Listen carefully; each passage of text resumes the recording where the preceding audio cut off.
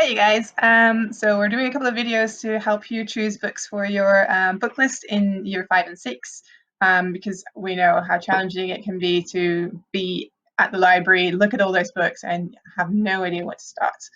Um, I was supposed to only recommend one book, but then I went to my bookshelf and I discovered that I kind of have a genre that I really like. So I'm gonna try and introduce a genre to you and then some suggestions for books in it. The advantage of choosing a particular genre for your book list can be that you can talk about connections between books a little bit more easily. The same can be done if you read more books by one author. A lot of people read the genre of dystopian novels, so I'm sure there'll be a video about that somewhere soon as well. But my favorite genre is actually not the dystopian novels at all, but I am very fascinated, very interested in segregation literature. These are novels that deal with the issues of slavery in America. They deal with the post-slavery society, so after slavery was abolished, what happened then, and segregation in general. So also after slavery was abolished, and even until today, actually, um, people are still affected by segregation. So the fact that there are two separate groups in American society. Um, I picked up a couple of them in my bookcase, and I will present them to you. And as I was speaking, I forgot that there's a really good one that I didn't have in my bookcase at the moment, and that I should add. So I'll add it as I'm going, and it won't be on the slides then. Oh well, so be it. Um, I think there are roughly two types, because we have Caucasian or white Americans looking at this and analyzing it, and we have African American people looking at this issue. So we'll go over those two types. So let's start with type one, which I would call the white perspective. I'd say two of my favorite books in this category are The Help and To Kill a Mockingbird. There they are. I'm sorry, they're in mirror image, I can see. Um, to Kill a Mockingbird by Harper Lee is probably one of the most famous novels from this perspective and on segregation. It's a little bit older. It was written in the 60s, but it's quite an easy read. It's from the perspective of a child that always makes it a little bit easier to read.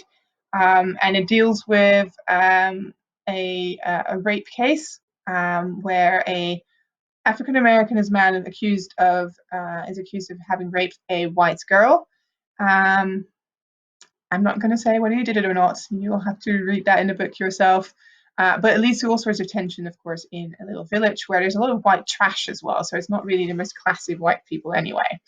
Then The Help. The Help is about the help, so about African American maids and their lives. In this case, it's next to the life of a white girl who returns to a village from having studied somewhere at university, and she tries to look around her and sees what's going on, and she starts writing about the fate of these African American servants because they are not treated too well.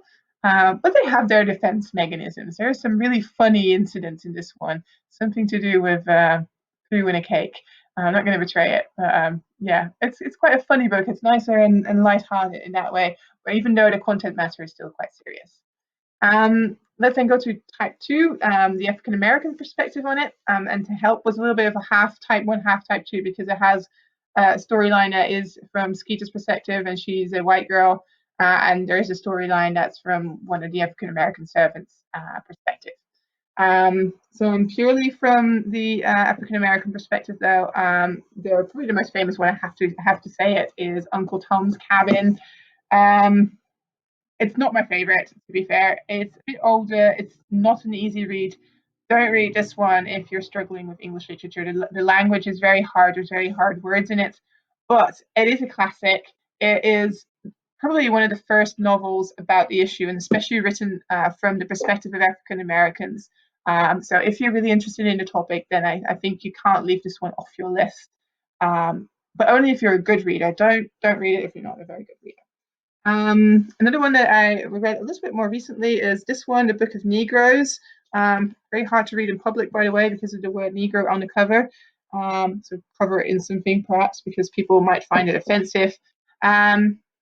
It's a really nice one if you're interested in what happened exactly to these slaves. So the story starts all the way back in Africa in a small village, and we follow the life of a slave who is taken from her village all the way to America, and there she goes through several phases in the abolishment of slavery as well. So she goes to different places to see different plantations. She sees freedom as well, but she also sees the hardships of that free life. I thought it was a very interesting one because it showed the diversity of the lives of these slaves and how it wasn't just all one thing.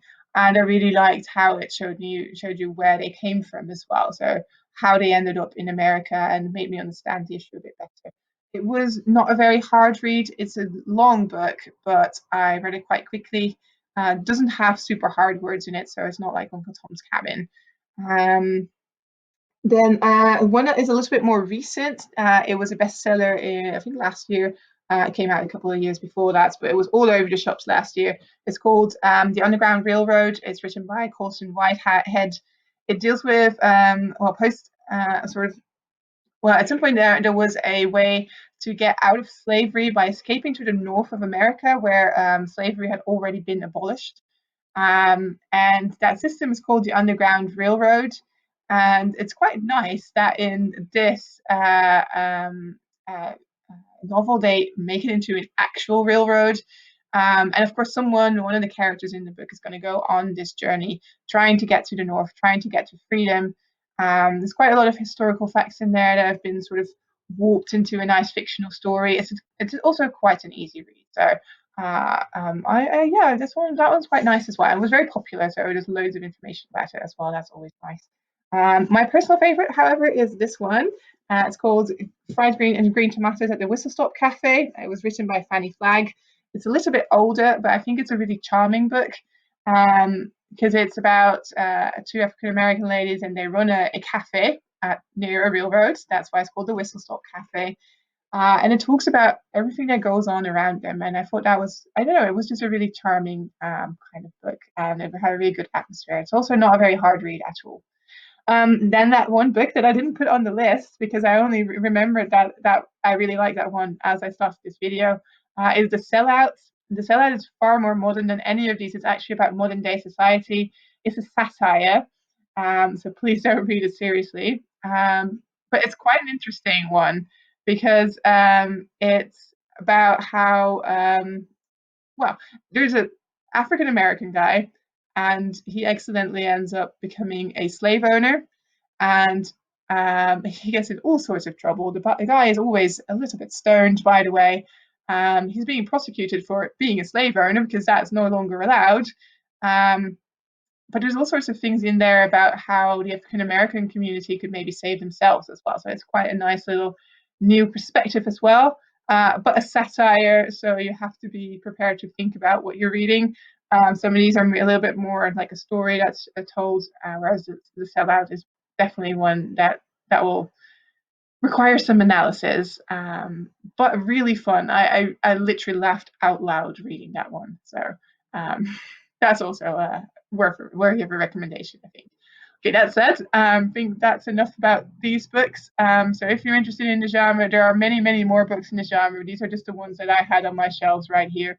And actually some of the best ones are with students at the moment. But hey, my favorite was there, so who cares?